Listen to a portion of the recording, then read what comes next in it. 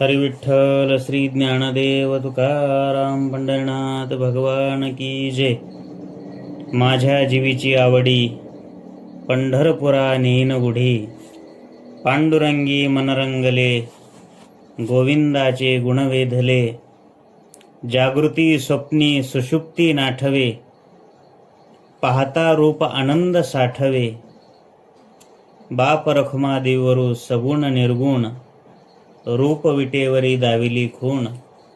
पांडुरंगी मनरंगले गोविंदाचे गुण वेधिले.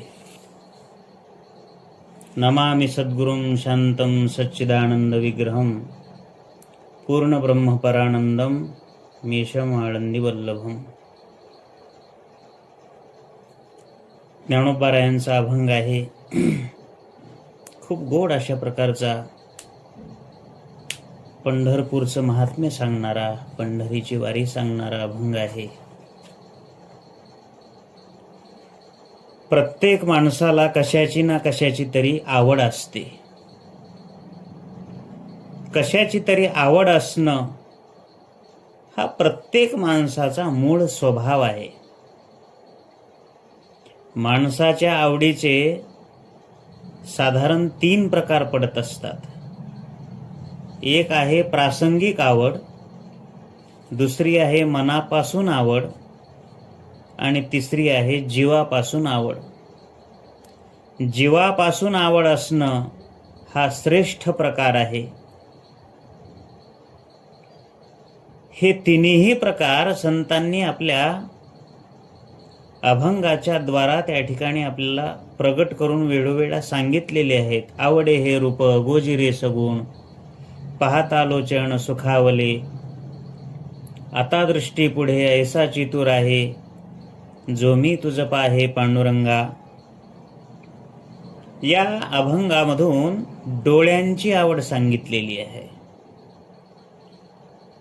संपदा सोहळा नावडे मनाला. लागला टकळा पंढरीचा.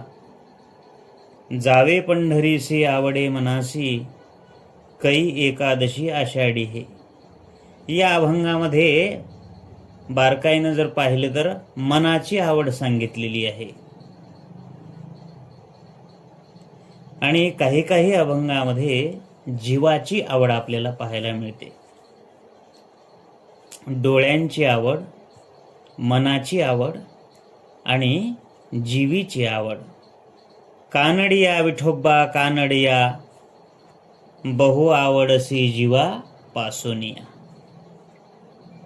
या अभंगामध्ये जीवाची आवड स्पष्ट केलेली आहे. डोळ्याची आवड, मनाची आवड आणि जीवाची आवड. आवडीपैकी जीवाच्या आवडीवर ज्ञानोबारायांनी अधिक अशा प्रकारचा भर दिलेला आहे. आणि यासाठीच ज्ञानोबाराय एका अभंगामध्ये म्हणतात, पांडुरंगा तुझी शपथ घेऊन सांगतो रे. तुझी आण वाही नगा देवराया. बहु आवडसी जीवा पासोनिया. कानडिया विठोबा कानडिया. बहु आवडसी जीवा पासोनिया.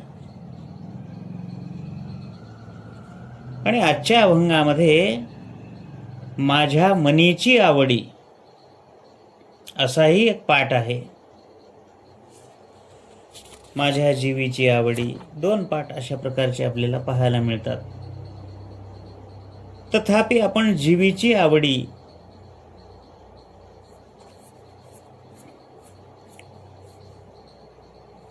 या जीवीची आवड म्हणण्यामध्ये काय आहे, नेमकं काय सांगायचं आहे.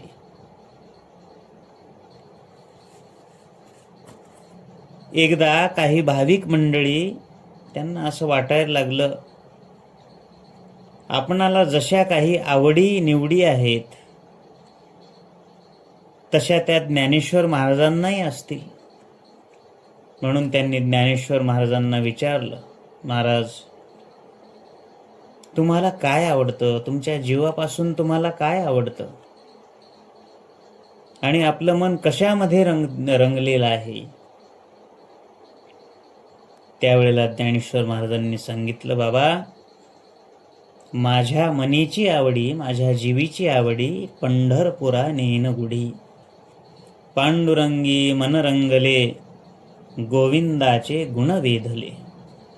ज्ञानेश्वर महाराज सांगतात, मला माझ्या जीवापासून असं काही आवडणारं जर काय असेल तर की मी खांद्यावरती पताका घ्यावं आणि नाचत नाचत अशा प्रकारचं पाऊल खेळत त्या पंढरपूरला जावं, विठ्ठल नाम घेत पंढरपूरला जावं. एका भक्तानं विचारलं, माऊली ठीक आहे, तुम्हाला पंढरपूरला जायला आवडते, तुमच्या जीवाची आवड आहे, पण तुमचं मन कशामध्ये रंगलेलं आहे ते तरी सांगा. त्यावेळेला ज्ञानेश्वर महाराजांनी सांगितलं, बाबा पांडुरंगी मन रंगले, गोविंदाचे गुण वेधिले. गोविंदाचं गुण वेधलेलं आहे. पुन्हा भक्तांनी प्रश्न विचारला, ज्ञानेश्वर महाराज अहो इतके तीर्थक्षेत्र आहेत जगामध्ये, काशी आहे, मथुरा आहे, द्वारका आहे, इत्यादी अनेक तीर्थ भूतलावर असताना तुम्हाला पंढरीलाच का जावंसं वाटतं? त्यावेळेला ज्ञानेश्वर महाराजांनी सांगितलं, महाराज म्हणतात, पंढरीत प्रत्यक्ष परब्रह्म पांडुरंग विटेवरती उभा आहे.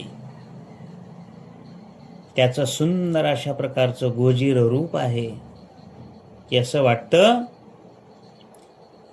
नेनो ब्रह्ममार्ग चुकले, उघडे पंढरपुरासी आले, भक्त पुंडलिके देखिले, उभे केले विटेवरी. तो हा विठोबा निधान, ज्याचे ब्रह्मादिका ध्यान, पाऊले समान विटेवरी शोभती. अशा या पांडुरंगाचं रूप पाहिल्यानंतर जीवाला तिकडे जाण्याची ओढ जी लागत असते ती अत्यंत महत्वाची आहे. म्हणून माझं मन पांडुरंगाच्या रंगामध्ये रंगून गेलेलं आहे. गोविंदाचं गुण माझ्या मनाला त्या ठिकाणी वेधत चाललेले आहेत. भगवंताच्या गुणाचं वर्णन करताना ज्ञानेश्वर महाराज म्हणतात, काय त्या भगवंताचं गुण सांगावं? ऐका यशश्री अवदार्य, ज्ञान वैराग्य ऐश्वर्य, हे साही गुणवर्य वसती जेत. अशा या गुणनिधान परमात्म्याच्या रंगामध्ये मी किती रंगून गेलेलो आहे. इतका मी रंगून गेलेला आहे, जागृती स्वप्नी सुषुप्ती नाठवे, पाहता रूप आनंद साठवे. पांडुरंगाचं रूप पाहिलं की माझ्या मनामध्ये आनंदाला अशा प्रकारची भरती येत असते. जागृती, स्वप्न, सुषुप्ती या सगळ्या अवस्थांचा माझ्यामध्ये विसर पडत असतो.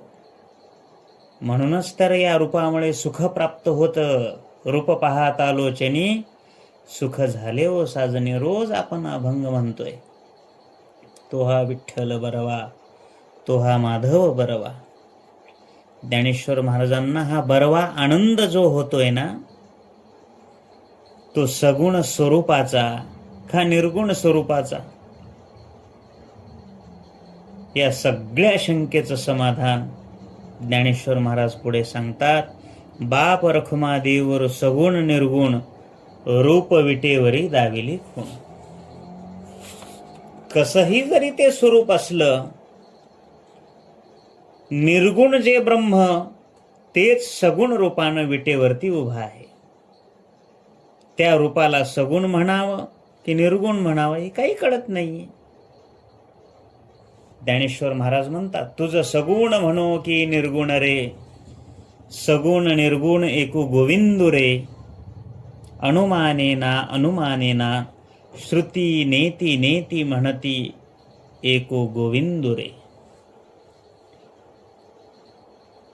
सगुण निर्गुणाचं एकवटलेलं रूप म्हणजे पांडुरंग परमात्म्याचं स्वरूप आहे, असा श्रुतीस्मृतीनं वेळोवेळी निर्वाळा दिलेला आपल्याला पाहायला मिळतो. पंढरपूरला कोणी जावं, कशा करता जावं, याचा आपण थोडा विचार करणार आहोत. जे मनुष्य प्राणी दुःखरूपी संसारामध्ये अज्ञानामुळे दुःख भोगायला लागलेले आहेत आणि सुख मिळावं म्हणून रात्रंदिवस त्यांची तळमळ चाललेली आहे, त्यांनी पंढरपूरला गेलंच पाहिजे. सुखालागी करीसी तळमळ, तरी तू पंढरीसी जाय एक वेळ, मग तू अवघाची सुखरूप होसी, जन्मोजन्मीचे दुःख विसरसी. ज्ञानेश्वर महाराजांचं ठिकाण ना अज्ञान आहे ना दुःख आहे. तर मग त्यांना पंढरपूरला जाण्याचं प्रयोजन काय आहे?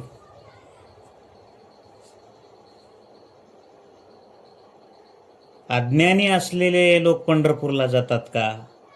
दुःखी असलेले लोक पंढरपूरला जातात का? या शंकेचं समाधान असं आहे, ज्ञानेश्वर महाराजांना स्वतः इति कर्तव्य नसलं तरी बुडत हे जन न देखवे डोळा, येतो कळवळा म्हणून या. सामान्य जीवांना सन्मार्ग दाखवण्यासाठी त्यांची ही प्रवृत्ती आहे. आणि भगवान गीतेमध्ये सुद्धा सांगतात, यद्ददाचरति श्रेष्ठः सत्तदेवेतरो जनः, सयत प्रमाणम कुरुते लोकस्तदनु वर्तते. तेथ वडील जे जे करीती, तया नाम धर्म ठेविती, तेची येर अनुष्ठिती सामान्य सकळ. श्रेष्ठांचे आचार पाहून सामान्य लोक वागण्याचा प्रयत्न करत असतात. सामान्य माणसाचा उद्धार व्हावा म्हणूनच संतही सन्मार्गाचं आचरण करून दाखवतात.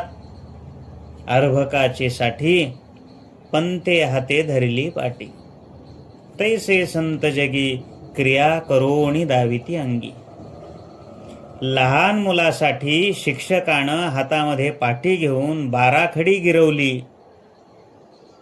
बाराखडी गिरवली म्हणजे शिक्षकाला येत नाही का बाराखडी? 1 2 3 4 शिक्षकाला येत नाही म्हणून गिरवली का? त्याला येते बाबा. विद्यार्थ्याला येण्याकरता ती बाराखडी कोण गिरवली? शिक्षकानं. आणि त्याचप्रमाणे कर्तव्यमुक्त पुरुषानं सुद्धा सामान्य लोकांसाठी जी क्रिया करणं, कर्तव्य करणं, भगवंताने गीतेमध्ये सांगितलेलं आहे, कर्मण्येव हि संसिद्धी मा स्थिता जनकादयः लोकसंग्रहमे वापी संपश्यन कर्तुमर्हसी. देखे प्राप्रार्थ जाहले, जे निष्कामता पावले, तयाही कर्तव्य असे उरले. लोका लागी, फक्त लोका करता आता हे करायचं आहे. श्रेष्ठांनी जसं करून दाखवलं, श्रेष्ठांनी जर तसं करून दाखवलं नाही तर अज्ञानी लोकांना सन्मार्ग कसा कळणार बरं? म्हणून आजही ज्ञानेश्वर महाराज वारी करतात. हागा ऐसे जरी न किजे, तरी अज्ञान काय उमजे, तिही कवणे परी जाणीजे मार्गा ते या. ज्ञानेश्वर महाराजांनी पंढरपूरला जाण्याचा मार्ग आचरण करून दाखवला नसता तर आज तुम्हा आम्हाला हा पंढरीचा सोहळा दिसला नसता. म्हणून ज्ञानेश्वर महाराज म्हणतात, माझ्या जीवीची आवडी पंढरपुरा नेईन गुढी.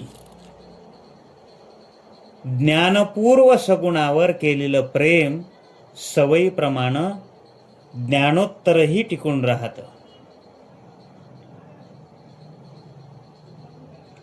तृप्तीलाही भूक लागावी असं ज्ञानालाही भूक लागत असते. तृप्ती भुकेली काय करू माय, जीवनी कैसे ताने जता आहे. आणि म्हणून संतांनी दाखवलेल्या मार्गाने आपण गेलं तर आपलं जीवन आनंदी होणार आहे.